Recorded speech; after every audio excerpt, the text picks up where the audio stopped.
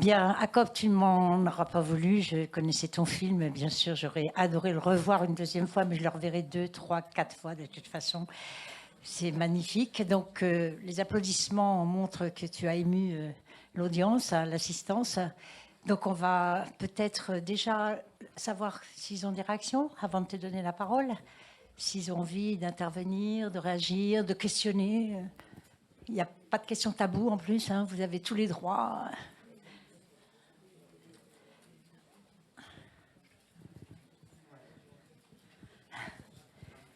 Alors, on démarre. Ça va être dur. Non, mais c'est plutôt une réaction. C'est-à-dire, Je sais très bien, je connais bien Thomas. c'est extrêmement courageux. C'est très courageux et effectivement, ça donne à penser que on a de nouveau du chemin à faire, quoi.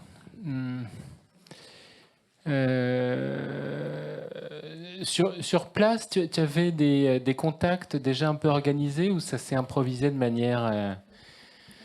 Enfin, ça s'est improvisé. Improvisé. Au fur et à mesure, on a rencontré avec les gens. Merci Thomas. Bien Oui, dans le micro pour qu'on t'entende. c'est bon. Ouais. Merci merci Thomas. En fait, oui, c'est en Arménie, on a organisé, surtout producteurs arméniens, Vili Caribien, organisé rendez-vous avec des vétérans, des personnes âgées que vous rencontrez. D'ailleurs, tous ces vétérans qu'on a eus en Arménie, ils ont tous morts, je crois. C'est ça, Willem? Et à part ça, c'était voilà, on a tourné au fur et à mesure. J'avais l'idée, j'avais la dramaturgie, en gros, qu'est-ce qu'il faut que je fasse, mais à qui je vais tomber et qu'est-ce que je vais entendre. C'était déjà, c'est la richesse de documentaire en fait, avec des mauvais et des bonnes surprises évidemment. Ce qui est génial, c'est quand même effectivement les vétérans, ces personnes âgées.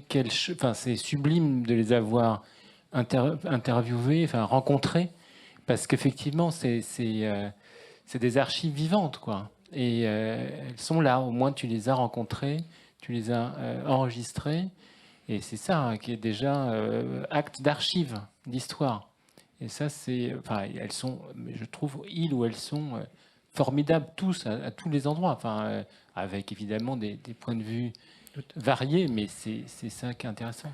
Tout à fait. En fait, pour moi, il avait deux choses intéressantes. Interviewer des personnes âgées, des vétérans.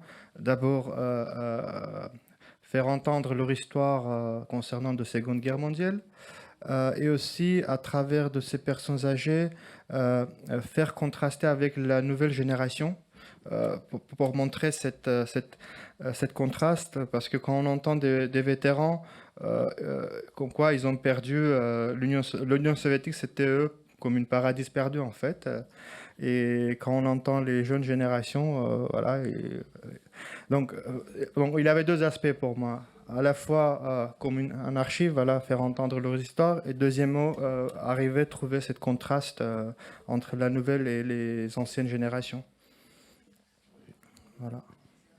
Jacques Delarosière.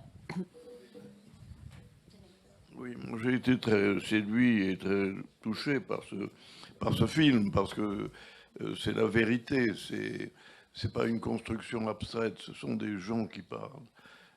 Ce que je voulais souligner, c'est le côté paradis perdu.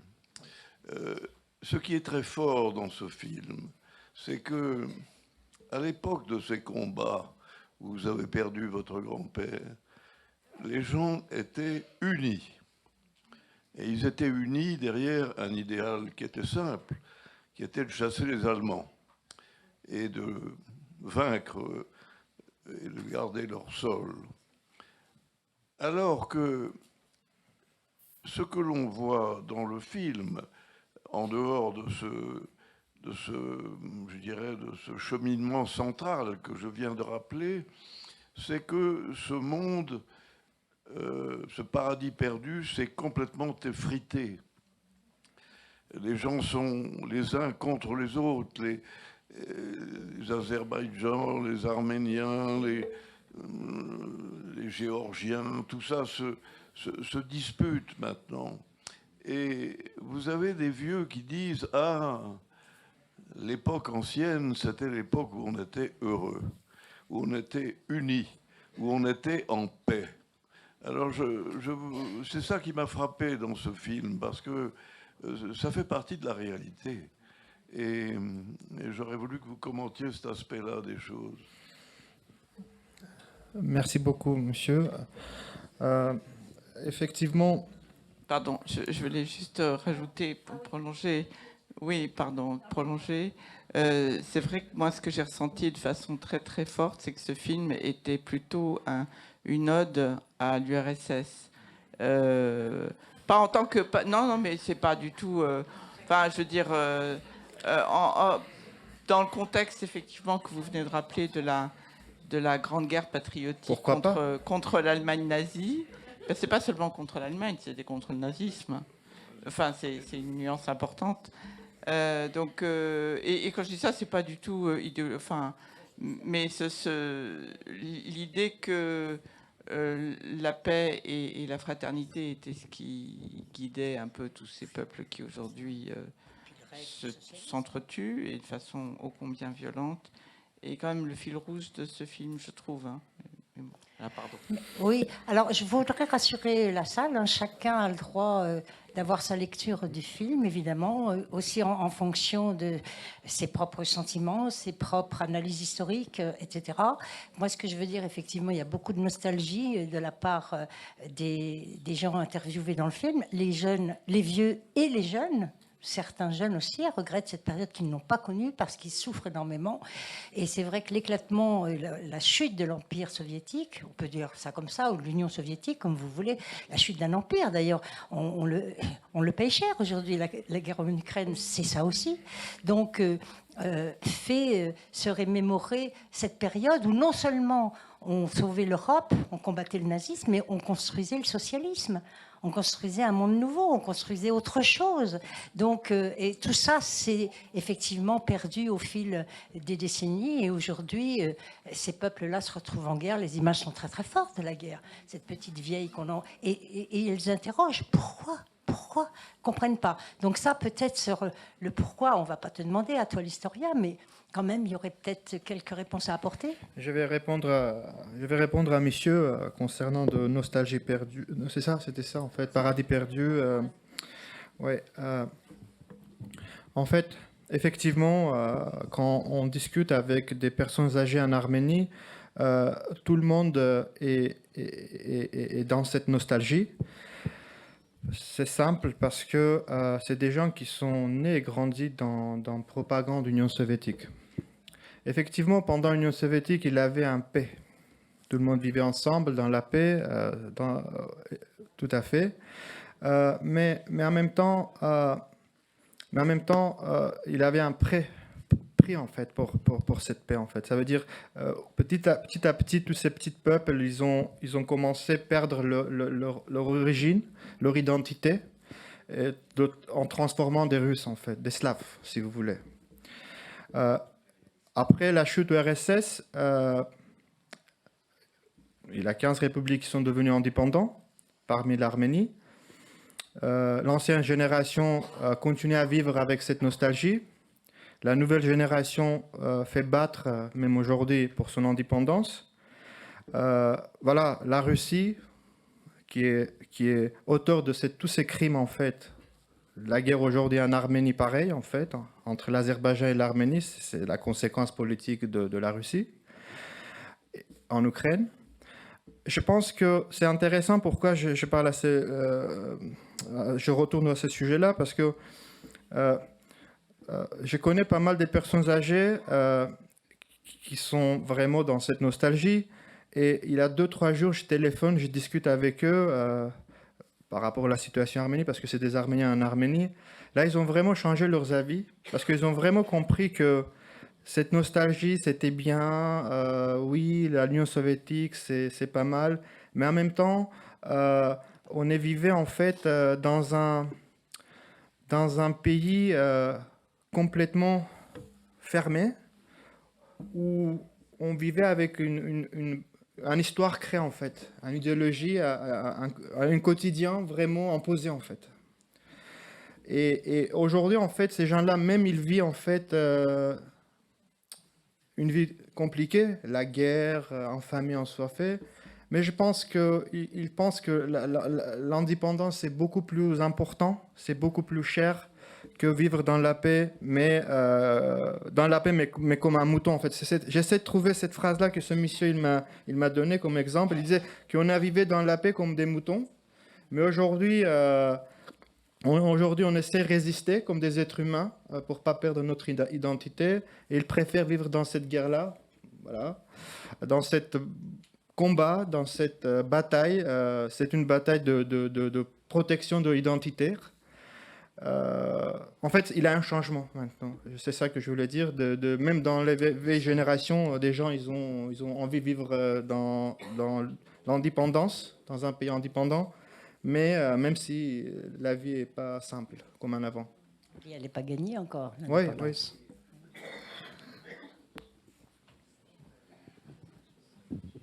Patrick Butor, j'étais frappé par la vision de Staline donnée par la plupart des anciens combattants. Personne ne se rappelle quand même que c'est Staline qui allait chercher le pacte avec Hitler. Personne n'en parle. Personne ne soulève ce taux de perte colossal, 90% de morts dans ce bataillon, dans un assaut. Et ensuite, le problème créé par Staline avec ses enclaves azéries en pays arménien et l'inverse, les enclaves arméniennes en pays azéris. Merci. Je reviens, pour répondre à votre question, je reviens à la question de Thomas, parce que la question, est-ce que c'était, on a fait un repérage pour trouver les personnages, ou c'est hasard en fait mes personnages. Le monsieur de la Géorgie, de Tbilissi, je suis arrivé, je suis tombé comme hasard en fait, il n'a rien organisé. Et mon but est aussi de trouver les traces de la Seconde Guerre mondiale. Donc en Géorgie, vous savez bien que peut-être que Staline, il est d'origine géorgienne. Donc chez eux, en Géorgie, Staline, malgré son réputation comme un monstre, la plupart des gens, ils aiment Staline parce que la Géorgie actuellement, comme il est, comme un pays avec ses territoires, c'est grâce au Staline. Parce que Staline, ils arrivaient un petit peu bricoler à droite, à gauche pour créer la Géorgie actuelle comme on a, parmi Abkhazie et Ossétie en fait, qui sont aujourd'hui pris leur indépendance. Bref, je voulais dire que Staline, c'est quelqu'un qui est bien aimé, plupart aux Géorgiens, surtout les anciennes générations. C'est un héros pour eux. C'est leur ils aiment, voilà. C'est leur héros. Et moi, je dis pourquoi pas, en fait. Mon but, c'est pas juger. Moi, je suis un réalisateur, je fais le même chemin que mon grand-père, et sur mon chemin, je rencontre des gens. Il y a un qui a droit de dire qu'il aime Hitler, l'autre Poutine, le troisième, ils peuvent me dire. Moi, j'ai dit mon point de vue à la fin, au début et à la fin. Et au milieu, j'ai laissé aux paroles aux gens, en fait, sans juger, sans couper, enlever. C'est ça la force. Voilà, ça c'est mon point de vue comme un réalisateur.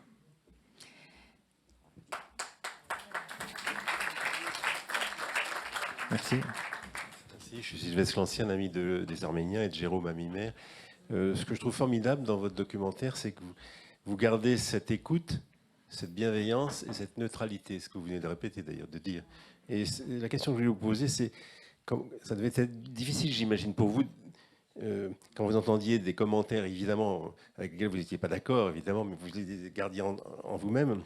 Est-ce que certaines, notamment cette femme dans la voiture qui est très pro-Poutine, est-ce que ces personnes, on peut l'imaginer du moins, est-ce qu'ils vous demandaient en retour de ce qu'ils avaient dit eux-mêmes, de leur assurance sur leurs idées, est-ce qu'ils vous posaient la question de savoir ce que vous en pensiez, etc. Moi, j'ai pensé qu'à ce moment-là, votre meilleur passeport, c'était votre grand-père, évidemment. J'imagine que vous vous réfugiez, entre guillemets, derrière ce passeport qui était formidable, parce que c'était un passeport de paix et de neutralité. Qu'en était-il exactement pour vos sentiments, est-ce que et les situations dans lesquelles vous êtes trouvé, peut-être parfois un peu, pas en difficulté, mais enfin un peu embarrassé, peut-être. Merci. Merci pour votre question. En fait, des moments comme ça, je pense beaucoup derrière moi, pour mon équipe, parmi le producteur, caméraman et ingénieur du son, qui étaient avec moi pendant le tournage, tout le temps. Évidemment, j'ai les questions que j'ai posées, j'essayais de faire attention. Des fois, je me sentais qu'il y a des moments qui commencent à chauffer. Des fois, je provoquais aussi pour sortir des choses que j'en ai besoin vraiment entendre, parce que les gens, ils voient une caméra, ils essayent de jouer en face. C'est pour ça, parfois, la caméra, c'est un peu caché, un peu, voilà. Après, tout ce qui concerne de cette fille, c'est une fille qui était patriote, elle était fière de ce qu'elle a dit, je pense. Je pense que si j'étais contre d'elle, par exemple, si je disais quelque chose plus, peut-être il pourrait arrêter simplement la voiture en disant dégage, voilà. Et comme quoi il pleuvait, en fait, il faisait froid, donc je voulais arriver jusqu'au point, voilà. Donc j'étais à l'écoute, voilà. C'est très gênant des fois. Ils disent des choses des fois super bêtes. Par exemple, cette phrase-là, à l'époque, l'Europe, qui n'existait pas, je veux dire, Union européenne, pendant la période Seconde Guerre mondiale, comme quoi ils ont soutenu Hitler. Enfin, bref, c'est pas grave. En fait, c'est la propagande. C'est ça que je voulais absolument pour qu'on entende.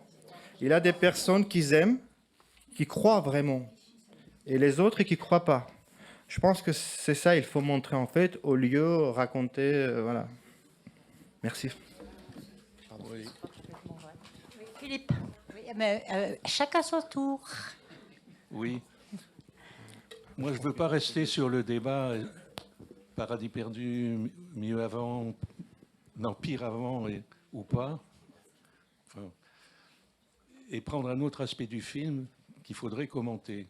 C'est que la plupart de ces gens-là disent qu'en tout cas, aujourd'hui, c'est la division partout et la guerre partout. C'est ça, moi, c'est ça que j'ai retenu plutôt. Après qu'il y ait des gens de la nostalgie de Staline ou autre, peu importe, et leur raison, ça fait pas, c'est important.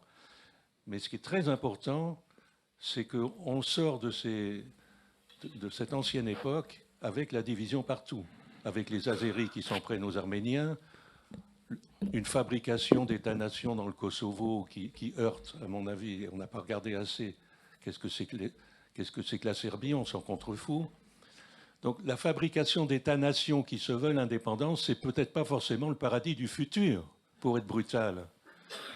Si les haines sont cultivées, car souvent quand on veut faire souveraineté, on défend des intérêts, on peut avoir la haine de l'autre, c'est pas très brillant cette situation.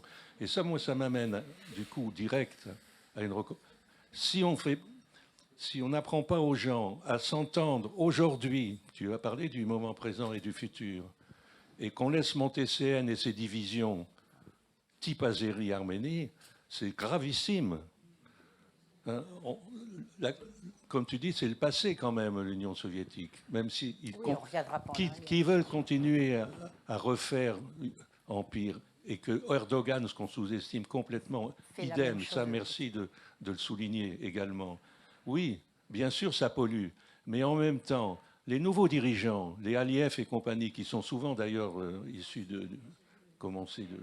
de ces périodes pourries, amènent leur pays dans la haine de l'autre, dans la division, dans une conquête territoriale. Donc notre question vers le futur, c'est là que nous devons travailler à l'entente. Et moi, ça m'interroge, puisque je suis un Européen, non pas convaincu, mais militant, et de cœur et militant, mais qui sait très bien que l'Union européenne est menacée par ses propres désagrégations intérieures et par son action extérieure, soit sa passivité, soit sa passivité et son inaction, soit dans les coups fourrés comme la rencontre de von der Leyen et d'Aliyev est une horreur absolue. Absolue, sachant aussi qui est Aliyev.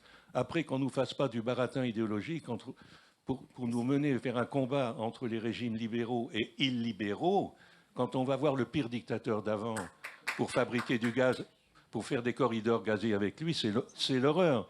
Donc, dans le présent, nous avons à nous battre pour comment bâtir une entente dans toute cette zone-là. On n'a pas parlé Bosnie, j'ai évoqué Kosovo. C'est quand même ça notre sujet. Et la passivité de l'Union européenne est dramatique pour moi. Je ne veux pas en dire plus, mais c'est pour alimenter la discussion politique. Merci beaucoup, merci Philippe. Alors, peut-être tu veux réagir?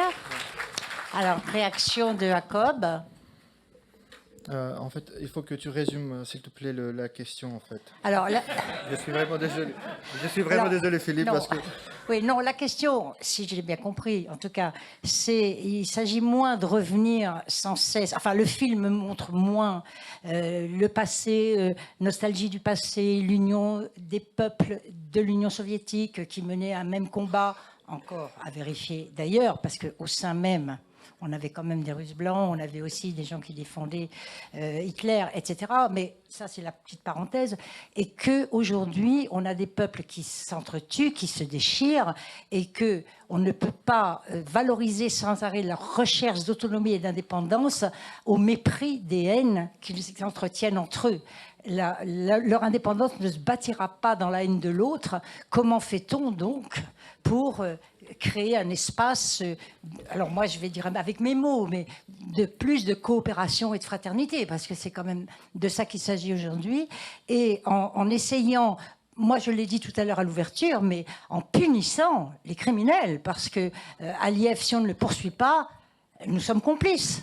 Excusez-moi, il vient de tuer des Arméniens, il les renvoie en Arménie, on n'a plus d'Artsakh, demain c'est l'Arménie qui sera menacée parce qu'il faut passer par là pour aller, pour mettre ses gazoducs. Non, donc, alors c'est pas le but du film de montrer ça, hein, mais ça nous donne à penser que tous ces gens qui sont malheureux de la guerre aujourd'hui, d'abord ils ont raison de l'être, déjà pour commencer, et si on ne reconstruit pas l'Union soviétique, d'ailleurs il n'en est pas question, en tout cas pas comme ça, et pas comme c'était, encore moins, mais il y a quelque chose à bâtir, et là on a une responsabilité européenne. Voilà, je t'ai résumé en long parce que... Ouais.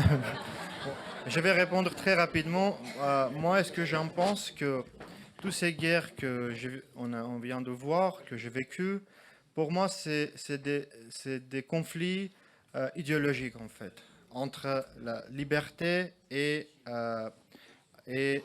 dictature. Comment je peux dire avec le terme politique, en fait? Est-ce que vous voyez qu'est-ce que je veux dire? En fait, c'est le monde est divisé en deux, entre les gens de démocratie et dictature. C'est qui les démocrates et c'est qui les dictatures? Voilà. Et moi, je pense que tous ces conflits-là, ces peuples mineurs, petits comme les Arméniens, les Azéris, nous sommes tous des victimes de cette histoire-là, de cette conflit global, international, d'idéologie en fait plutôt. Et aussi au départ, je croyais que c'est les dictatures, je ne sais pas, par exemple la Russie, l'Iran, Chine, avec je ne sais pas, certains pays comme eux, l'Azerbaïdjan, pardon, qui font contre l'idéologie démocratique, par exemple contre l'Europe, contre les États-Unis. Et l'Arménie, ils essayaient de trouver son chemin, prend un choix entre les deux. Il a choisi démocratie, parce qu'on a eu une révolution 2018. Mais là, aujourd'hui, je me pose la question, on a eu la démocratie, on a devenu un pays, un oasis, l'Arménie c'est un oasis de démocratie en Caucase, par rapport à l'Azerbaïdjan, par rapport à la Géorgie, par rapport à la Turquie, par rapport à l'Iran, avec ses voisins entourés. Et alors, qui nous aide aujourd'hui en fait? Est-ce que les peuples, les pays démocrates, la France, les États-Unis, est-ce qu'ils nous aident? Seul pays aujourd'hui qui nous aide, c'est le pays dictateur, l'Iran qui nous aide. Et si aujourd'hui, Syunik, la région que Claude a montré, qui n'a été pas encore envahie, c'est grâce aux Iraniens en fait. Maintenant, expliquez-moi qui est démocrate, qui est dictature. Pour moi, je suis complètement perdu dans cette histoire. Voilà. Il y a quelques dictatures éclairées, puis il y a quelques démocraties pourries aussi. Hein. Voilà. Ah oui, on en connaît. Et c'est difficile de juger en plus. S'il vous plaît. Pardon. Merci. Je voudrais très, très sincèrement remercier Claude. Vous avez parlé beaucoup, mais vous avez dit que des mots justes. Et ça nous touche au cœur. Je suis arménien d'origine. Mes parents sont là depuis 100 ans. Mais vraiment, vous avez les mots justes et les bons jugements. La question entre l'ancien et le futur, je suis allé retrouver la citation de Gramsci. Hein? Le vieux monde se meurt le nouveau monde tarde à apparaître et dans le clair-obscur surgissent les monstres. Okay? Alors les monstres, il y en a un pour nous qui est évident, parce qu'il a fait des choses comme jamais personne n'avait fait. J'ai presque envie de dire, même les Turcs ne l'ont pas fait, ce qu'il vient de faire au Karabakh. Et ce monstre-là, il ne faut pas le mettre en équilibre ou en comparaison avec les Arméniens, en disant que tout ça c'était pareil, c'est une guerre ethnique, etc., etc. C'est pas possible. Franchement, je pense que ce n'est pas possible. Juste un mot pour vous dire que mon témoignage relève de 10 voyages au Karabakh. De 2010 à 2020, j'y suis allé 20 fois. J'ai construit une école là-bas avec l'aide des CFA français de Saint-Étienne et puis de Paris. Nous avons construit sans doute l'une des plus belles écoles artisanales pour les métiers du bâtiment. On est ici chez les travaux publics, donc ça doit vous parler.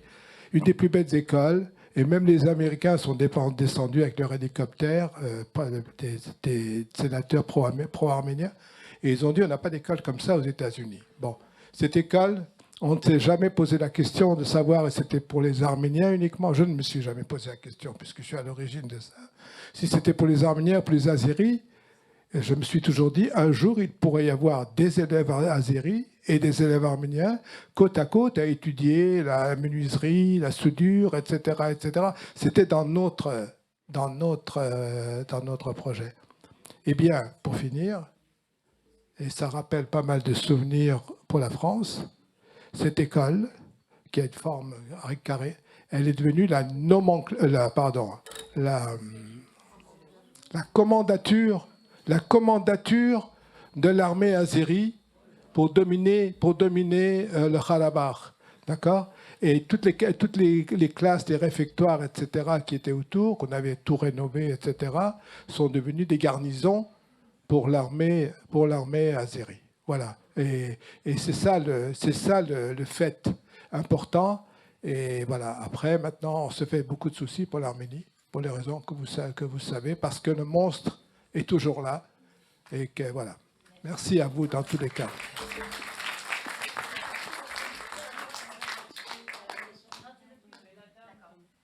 Oui.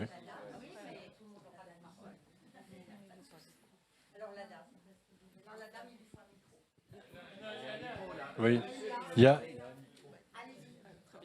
Merci beaucoup.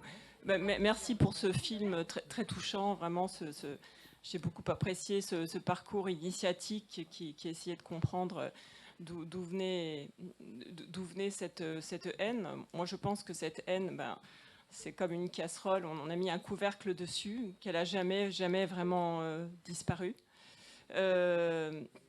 Donc, en fait, peut-être que les personnes âgées, elles ont le rêve, cette espèce de nostalgie. Maintenant, je ne pense pas que ces haines aient disparu. Elles ont juste été mises sous un couvercle. Le problème, c'est que quand le feu bout, à un moment, le couvercle, il saute. Et alors, j'entends beaucoup d'étonnement sur l'Union européenne, la passivité, etc. Bon, là où je suis quand même un peu étonnée, c'est que, honnêtement, je pense que les Européens ont oublié que Chypre, la partie nord de Chypre, est occupée depuis plus de 50 ans. Chypre fait partie de l'Union européenne. Donc, pour vous dire que l'Union européenne accepte qu'une partie d'un de ses États membres soit occupée. Donc, je pense que le fait de s'étonner de la passivité, bon, voilà. Il ne faut pas oublier que la Turquie fait partie de l'OTAN. La Turquie fait partie de l'OTAN. Et je pense que malheureusement, si vous voulez, la Turquie a toujours joué ce jeu merveilleux. J'hésite entre les BRICS, j'hésite entre l'OTAN, etc. Et voilà, elle se fait toujours désirer dans les deux camps. Donc voilà, c'est ça la force de la Turquie, c'est qu'elle arrive à se faire désirer dans les deux camps. Maintenant, la passivité de l'Union européenne, franchement, moi, ça ne m'étonne pas du tout. Maintenant, l'Arménie indépendante, là, je voudrais quand même mettre un bémol dessus, parce que, bon, très bien, il y a M. Pachinian, Révolution Orange, etc., très bien. L'Arménie... Il n'avait pas de couleur, madame. Oui, sans couleur, moi je veux bien, mais il ne faut pas oublier que l'Arménie vient de faire des exercices militaires avec une filiale de l'OTAN. Donc voilà, peut-être qu'il y a un rapport entre le fait que l'Arménie fasse des exercices militaires avec un groupe de l'OTAN et le fait, je ne sais pas, je me pose la question, que les soldats russes aient décidé de ne plus défendre les frontières de l'Artsakh. Il y a peut-être un lien, il n'y a peut-être pas de lien, mais je pense qu'il ne faut pas quand même ignorer ce qui vient d'avoir lieu. Voilà. Vous voulez mon avis? Merci beaucoup. Oui, Ouais, avec grand plaisir. Oui, j'aimerais bien. Merci pour votre discours, votre analyse et votre question. C'est assez compliqué à répondre pourquoi les Russes ils ont laissé aux Arméniens toutes seules en face de ce tandem turco-azéri. Mais il y a une chose claire. L'Arménie et d'autres pays, petits pays comme l'Arménie, pour la Russie, c'était toujours des monnaies, en fait, pour faire ses commerces avec des autres empires. Parce que l'Arménie, on trouve bord de route bord de la Russie, des petits pays comme ça, c'est facile, en fait, pour faire le commerce avec l'Iran, avec la Turquie. Qu'est-ce qu'elle veut Turquie aujourd'hui, par exemple, pour laisser les Russes, pour aider au niveau de la commerce? Ok, Erdogan, il dit, moi j'en ai besoin Karabakh, moi j'en ai besoin une partie d'Arménie, donc la région de Sunik.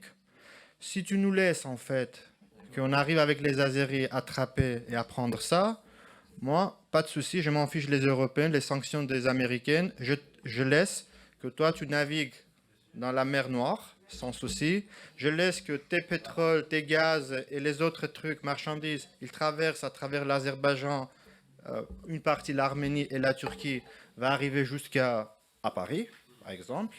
Il n'a aucun souci. C'est quelque chose qui est merveilleux pour la Russie parce que la Russie elle est dans sanctions, Ukraine, etc., etc. Seul chemin où il peut faire le commerce avec l'Europe, donc c'est l'Azerbaïdjan, l'Arménie et la Turquie. Donc pour faire plaisir à Erdogan, ce commerce-là, Erdogan, il demande la région sunnique et Karabakh. Poutine a donné. Karabakh, on a été obligé de laisser parce qu'on ne pourrait pas protéger. Le monde entier, comme on a discuté tout à l'heure, à nous abandonner. La Russie en première. Mais l'Arménie, c'est comme quoi c'est un pays indépendant en fait. Et si aujourd'hui les Turcs et les Azéris ils attaquent sur l'Arménie comme il est, ça peut être un crime international. Si les Russes ils attaquent sur l'Ukraine, ça reste un pays bombe atomique, très fort, etc. L'Europe, il est incapable de calmer, par exemple, Poutine. Mais à Erdogan et Aliyev, on peut quand même calmer. Je pense que c'est Macron ou le président conseil, je comment ça s'appelle à l'Europe, monsieur Michel, c'est qui en fait, voilà, ce monsieur-là.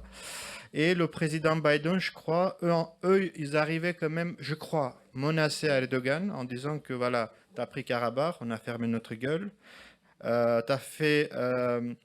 mais par contre, tu ne peux pas attaquer sur l'Arménie. Parce que l'Arménie, c'est le territoire de Sunik, c'est internationalement connu comme territoire d'Arménie. Donc je pense que voilà, comme quoi, j'étais un peu large en fait de votre question. J'ai répondu un peu largement. Déjà, l'idée pourquoi, je pense que c'est clair pourquoi, pour moi en tout cas, c'était mon idée, pourquoi les Russes, ils n'ont pas protégé. Et deuxièmement, c'est un peu injuste de dire 100% que l'Europe, il n'a rien fait. Est-ce qu'on a posé la question, s'il n'avait pas l'Europe, en fait, la volonté des Européennes et la volonté des Américaines, est-ce qu'on avait l'Arménie actuelle comme on a aujourd'hui? Parce que depuis 3 ans, l'Arménie est dans turbulence. Depuis 3 ans, les Turcs, ils ont encerclé l'Arménie avec le Karabakh. Et depuis 3 ans, les Russes, ils font rien du tout. Maintenant, la question, si l'Arménie existe aujourd'hui, est-ce que c'est grâce aux Russes ou grâce aux Américaines et aux Européennes? Peut-être, l'Europe, il ne dit rien, mais peut-être il menace quand même dans les couloirs. Alors, je dirais un petit mot là-dessus, voilà. Si tu veux bien. C'est mon avis, en fait. En tout cas, je pense qu'on peut facilement culpabiliser tout le monde.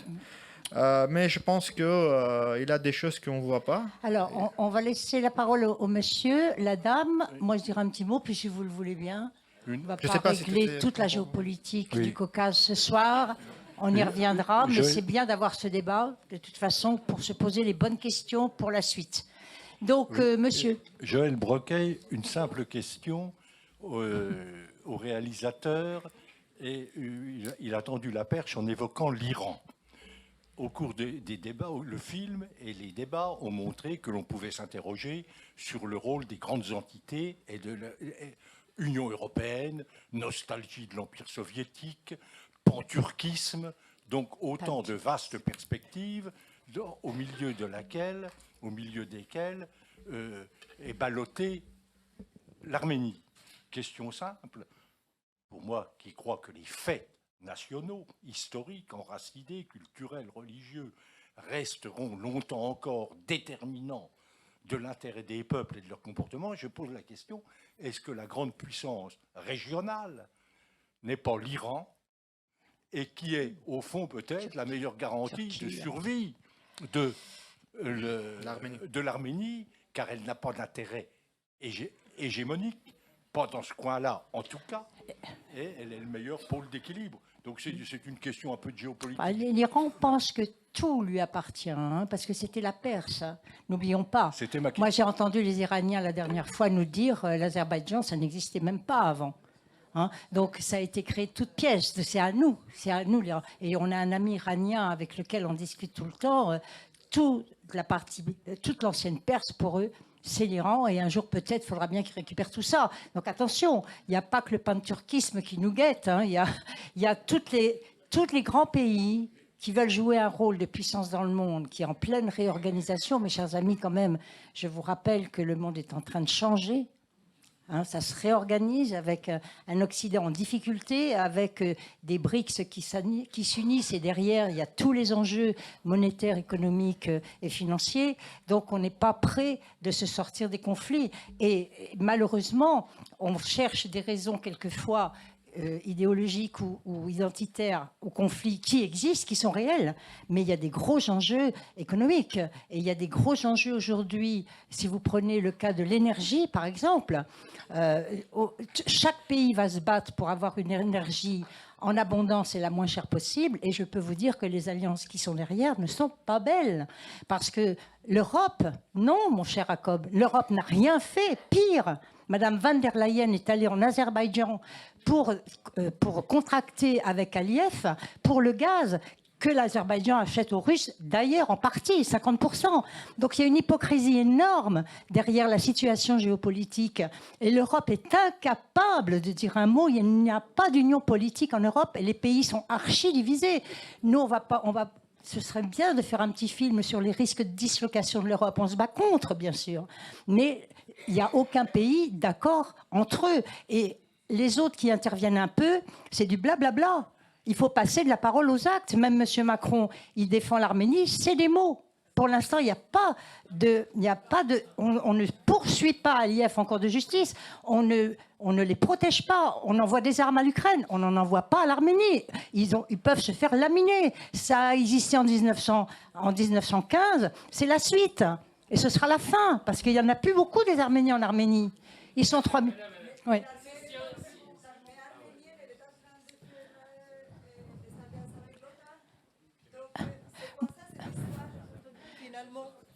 Oui, le grand enjeu en ce moment, c'est un enjeu international de géopolitique.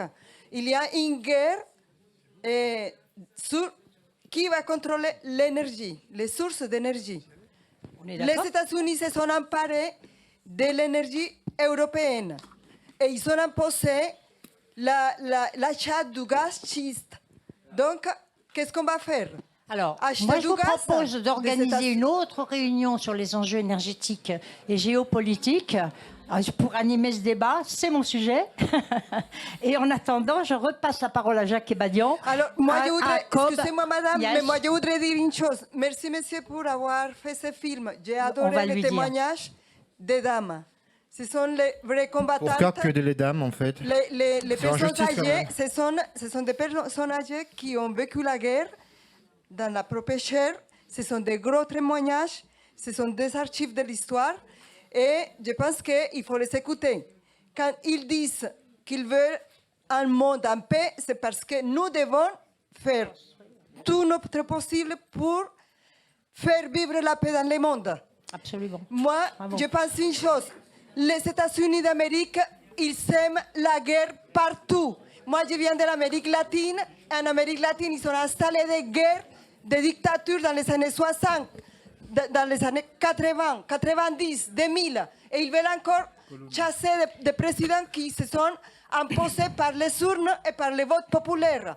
Donc, par exemple, contre Lula, contre le président colombien Gustavo Petro, contre le président AMLO du Mexique. Donc, les États-Unis, il faut voir quel est l'enjeu des États-Unis dans toutes ces guerres. Si vous permettez, moi j'adore les débats passionnés, il n'y a pas de souci, il n'y a pas de questions taboues, on pourra tous dire. Par contre, on va peut-être pas, parce qu'on pourrait aussi parler de l'Afrique, n'est-ce pas? On pourrait parler aussi, ce sera pour le prochain coup, mi-décembre, indépendance et coopération, très beau sujet. Merci beaucoup, madame, en tout cas. Donc, Merci. ce que je vais dire à Jacob, évidemment, je vais donner la parole à Jacques, mais avant, et puis après on arrêtera pour ce soir, on veut le remercier quand même pour son film, parce que justement...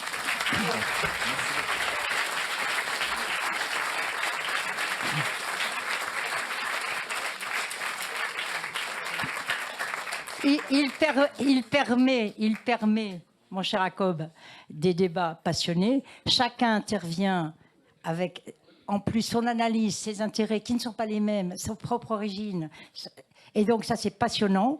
Mais il faudra quand même qu'on arrive à s'entendre et à s'unir, effectivement, si nous voulons nous mobiliser ensemble pour faire ce monde de paix que Madame réclame à corps et à cri et qui m'a fait, moi, m'engager il y a 50 ans en arrière. Donc, Vilaine, tu voulais dire un mot et Jacques aussi. Et après, je vous propose qu'on passe à la musique. Elle adoucit les mœurs, paraît-il. Non, ben, moi, je voudrais surtout remercier Jacob d'avoir fait un très beau film. En partant de l'histoire de son grand-père, il a réussi à nous faire comprendre ce qui se passe aujourd'hui géographiquement. Enfin, cette façon de partir des choses qui, bon, le Karabakh, on l'a vécu ces jours-ci, et tout d'un coup, ça part de là, ça traverse l'Arménie, ça va en Géorgie, et tout ça, avec les souvenirs du passé, on a l'impression de comprendre ce qui se passe aujourd'hui. C'est ça qui est formidable, parce que c'est pas un film uniquement nostalgique sur le grand-père, mais c'est un film politique dans le sens... pas passionné du terme, mais dans le sens, je sais pas, comme quelqu'un, enfin, peut raconter la géographie, la politique, la géopolitique en traversant les territoires comme ça, comme tu fais, et ces rencontres avec des personnages formidables. Donc voilà, merci beaucoup pour ce très beau film. Merci beaucoup. Merci beaucoup. Alors, Jacob, attends, parce que avant Vilaine, il va conclure. C'est la jeune fille aussi. Bonsoir, merci. Je prends juste la parole 2 minutes parce que j'ai le cœur qui bat très vite depuis que je suis ici et je sens que j'ai besoin de dire quelque chose. Moi, je suis d'origine arménienne. Mon arrière-grand-mère a fui Chouchi en 1918. Et du côté de ma mère, je suis arménienne. Ma mère est de Yerevan. Et moi, j'ai fait un film en Arménie. J'ai fait un film au Karabakh, plus précisément, en Artsakh, il y a 5 ans. Et le fait de pouvoir revenir sur cette terre et de pouvoir fouler cette terre-là, qui est une terre vraiment magique et sacrée, ça m'a absolument bouleversée. Moi, je suis née à Moscou, et puis finalement, après, j'ai grandi en Espagne, et finalement, après, je suis arrivée en France. Donc, à la fois, je me sens complètement disloquée et déracinée en ce moment même. Et cette nostalgie et tout ce que vous avez évoqué, c'est des choses qui résonnent très fort en moi. J'ai malheureusement pas pu assister au débat qui a eu lieu avant le film, mais j'ai regardé avec attention et j'ai été vraiment bouleversée à plein d'endroits dans ce film et puis questionnée à plein d'endroits parce que je pense qu'il y a tellement de choses qu'on ne sait pas. Je pense qu'on est tellement conditionnés selon d'où l'on vient, évidemment avec ce qu'on appelle la propagande, mais aussi avec les non-dits, mais aussi avec les silences, mais aussi avec notre conditionnement, notre éducation, la manière dont on nous fait nous tenir, ce qu'on nous autorise à penser, ce qu'on nous autorise à ressentir. Et je ne sais pas du tout ce qui s'est dit dans le débat juste avant, mais j'ai une question, je me demande, mais en fait, à chaque fois on essaye de trouver un coupable et de dire mais l'autre ne nous a pas soutenus et eux ne nous ont pas envoyé des armes et eux n'ont pas sanctionné, mais à quel moment on a réussi à se sauver nous-mêmes? C'est-à-dire, je pense que pour sauver les autres, il faut d'abord réussir à se sauver soi. Et je me pose la question à savoir, mais est-ce que vous avez parlé du gouvernement actuel en Arménie qui a laissé et qui a vendu cette terre avec des églises millénaires qui vont disparaître, cette terre si magique et sacrée, parce que moi j'ai des amis qui ont été sur le front et qui encore maintenant sont en train de rapatrier les gens et qui me racontent ce qui se passe et qui me racontent comment, même pendant la guerre de 2020, certains d'entre eux ont délibérément éteint la radio pour arrêter d'écouter les ordres que leurs généraux leur donnaient. Et grâce à ça, ils ont réussi à sauver Martuni, ils ont réussi à maintenir une forme de résistance. Parce qu'en fait, on parle d'un peuple qui a un rattachement à sa terre, qui a un rattachement, qui a un rapport amoureux à sa terre. C'est vraiment sa terre-mère. C'est pas comme voilà, ce qu'on vit aujourd'hui. Enfin, il y a vraiment un rapport qui est amoureux à la terre. C'est un rapport charnel. Et c'est des gens qui, quand on leur dit qu'il va falloir se battre pour leur terre, ils sont prêts à tout donner et ils y vont. Et c'est comme ça qu'on a malheureusement sacrifié une génération de jeunes qui sont morts et que cette terre est maintenant gorgée de leur sang. Donc ma question, c'est, je ne sais même plus si j'en ai une, mais c'était vraiment de savoir comment est-ce que vous avez abordé ce sujet-là. Est-ce qu'à un moment donné, vous avez questionné notre responsabilité à nous? Comment on a perdu cette terre-là? Merci beaucoup. Excellent. C'est une excellente question parce que pourquoi on a eu la révolution en 2018? On a eu la révolution pour protéger à nous-mêmes, en fait. Parce que jusqu'à 2018, nous, on était dans sous-domination de la Russie 100%. Tous nos généraux arméniens, ils étaient des membres de KGB russe. Tous les armements de l'armée d'Arménie, c'était fabriqué en Russie l'année 90, 80, 70, quelque chose comme ça. Pourquoi on a fait ces révolutions? Parce que la Russie ne voulait aucun moment que l'Arménie, il aura des alliés sauf les Russes. Donc on a fait ces révolutions parce qu'on croyait si ça va continuer comme ça, un jour on va perdre notre indépendance. On a fait ces révolutions en espérant qu'on peut petit à petit créer notre armée, notre sécurité, trouver des alliés, trouver des accords avec les Turcs, parce que la génération actuelle en Arménie, il en est marre de raconter des histoires de génocide arménien. Moi, je suis rescapé, parce que mes ancêtres aussi, c'est des rescapés du génocide arménien. Les miens aussi, et je pense sais, que nombreuses personnes ici, dans cette salle aussi. Et j'ai fait déjà un film concernant le génocide arménien, qui s'appelle L'Arbre. Mais moi, j'ai envie de plus parler de cette histoire. Je respecte, je sais pas comment je peux dire, mais on en est marre de parler de passé, en fait. Moi, j'ai envie qu'on concentre toutes ces énergies qu'on a, concentrées sur la protection d'Arménie actuelle. Et pour protéger l'Arménie actuelle, on a décidé de faire une révolution. Mais comme quoi, nous, on est un peu nuls, des Arméniennes, au niveau de la révolution et la conséquence. On a raté beaucoup de choses dans ce cheminement-là. Et le changement géopolitique, malheureusement, la sécurité internationale est tombée après la guerre de l'Ukraine, pendant même aujourd'hui. Donc aujourd'hui, l'Arménie a tombé dans cette situation où il est. C'est très dramatique, très douloureux, mais je pense que nous, des Arméniennes, on est déjà pris les immunités pour sortir des situations comme ça. On a vécu du génocide, on a vécu d'autres types de massacres, on a vécu la première guerre entre l'Arménie et l'Azerbaïdjan qui était aussi super douloureux.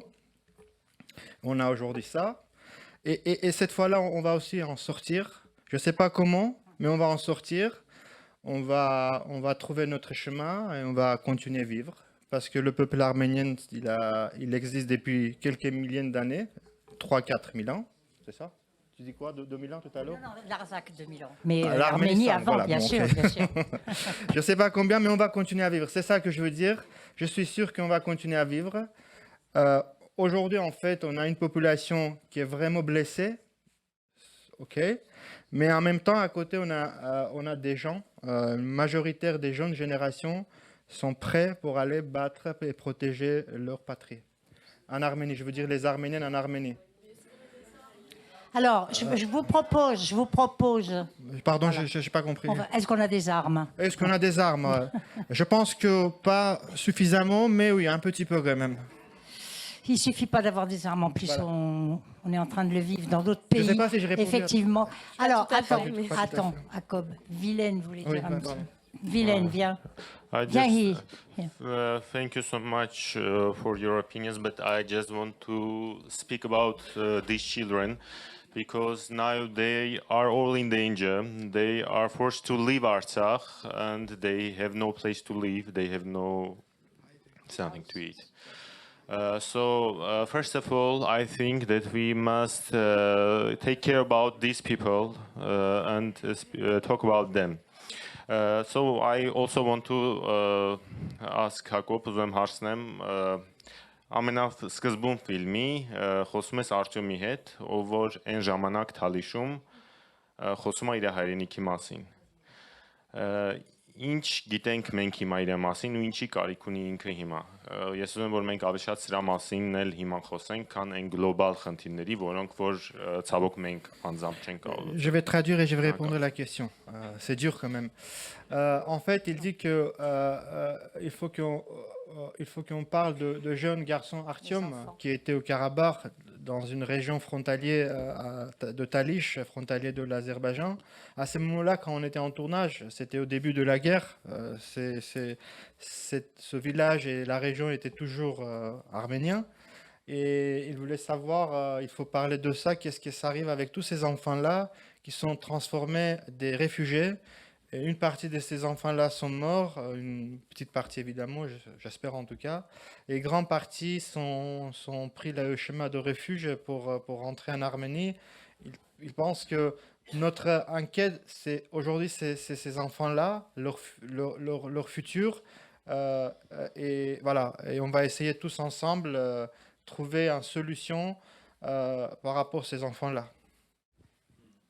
Merci Vilaine, merci. Alors, pour celles et ceux, il y aura des bus qui seront organisés pour aller à Bruxelles, justement pour essayer de réclamer un peu plus de réaction, d'intervention et de protection pour l'Arménie au niveau de l'Union européenne, parce que l'Arménie doit se défendre seule, elle doit réagir, certes, elle a ses propres responsabilités, mais comparée à ses voisins, elle n'en a pas. Hein. Donc, en tout cas, il faut relativiser. Hein. Donc, elle est agressée, elle est tuée, elle est exterminée, la population. Donc là, il y a une réaction à avoir au niveau mondial. Quand moi j'ai adhéré à l'époque au Parti communiste, mon cher Jacob, il y a 50 ans, j'avais adhéré pour le Vietnam, pour Mandela, pour le Chili, pour Angela Davis. On était capable d'avoir des mouvements internationaux de lutte. Aujourd'hui, ça n'existe pas. Chaque pays est replié sur lui-même en espérant qu'il ne sera pas trop touché par le conflit qui est chez son voisin, parce qu'on veut se protéger. Et donc non, il y a de la lâcheté, et à l'Occident peut-être encore plus qu'ailleurs. Donc je dis, il faut réagir, il faut mobiliser, il faut faire bouger. Nous, ici, c'est une petite aide à la prise de conscience. Ce n'est pas suffisant, mais c'est important. Il faut continuer, bien sûr. Et puis, à chacun d'entre nous de rejoindre tel ou tel mouvement ou telle association pour faire masse et gagner. Alors après, gagner quoi? Pas tout et n'importe quoi. Hein. On veut un monde fraternel, ça a été dit tout à l'heure, un monde de paix. Nous avions des rêves, des ambitions au niveau européen. On les a oubliés au passage. On les a laissés tomber. Donc, et aujourd'hui, on surarme et on se protège et on fait l'OTAN et on va faire... Voilà, donc attention, on vit un monde dangereux. Il est temps de réagir. Là, il y a une urgence absolue de sauver les Arméniens, bien sûr. Et il y a d'autres peuples, d'autres pays. Moi, j'ai fait un petit discours au Touquet l'autre jour. 13 conflits majeurs dans le monde, 68 conflits mineurs. Excusez-moi, il y a des morts et des combats partout. Je cite la Somalie exprès parce que c'est un autre combat qu'ils mènent, mais 8 millions sont affamés dans les déserts, sans eau, sans rien, ils vont mourir de faim. Personne ne fait rien, tout le monde s'en fout, c'est loin. Donc attention, non, il y a de l'indifférence, il y a de l'impuissance certes, mais il y a beaucoup d'indifférence et beaucoup d'égoïsme dans nos pays. Et là, peut-être qu'il faut se réveiller. Il faut se réveiller et agir. Voilà, on va se terminer là-dessus. Sur ces bonnes paroles, comme dit l'autre, et puis on va faire venir nos musiciens. parce que nous avons la chance d'avoir des formidables... Merci beaucoup.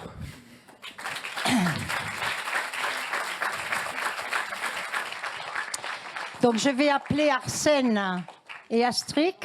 Arsène Petrosian.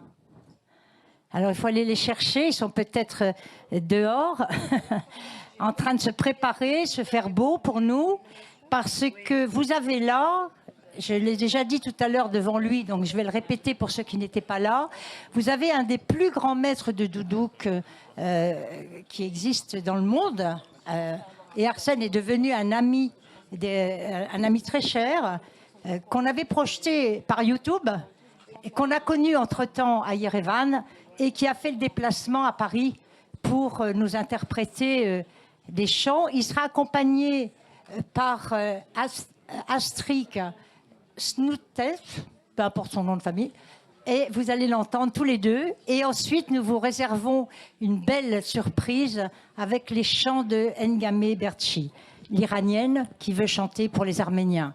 Comme quoi, il y a de l'espoir. Quand on passe par les peuples, c'est plus sûr que quand on passe par les États, n'est-ce pas? Donc, on attend François. Est-ce que tu peux venir m'aider à remettre les micros, s'il te plaît, ou les pieds? Ou Guillaume?